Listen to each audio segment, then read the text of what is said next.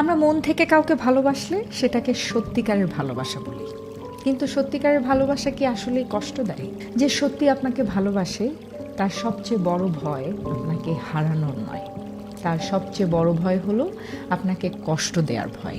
যে মানুষ সত্যি আপনাকে ভালোবাসে সে আপনার অশ্রু থেকে বেশি আপনার হাসিটা রক্ষা করতে চায়, কিন্তু যে কেবল এ কারণেই ভালোবাসে যে আপনি তাকে কেমন অনুভূতি দিচ্ছেন, তখন তার ভয় এভাবে বেড়ে যায় যেন আপনি তাকে ছেড়ে চলে না যান।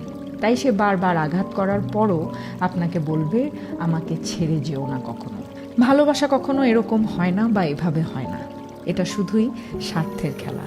সে আপনার মূল্যায়ন করে না, সে শুধু সেই কমফোর্টের মূল্যায়ন করে যা আপনি তাদের জীবনে নিয়ে এসেছেন। ব্যথাকে কখনো ভালোবাসার নাম দেবেন না।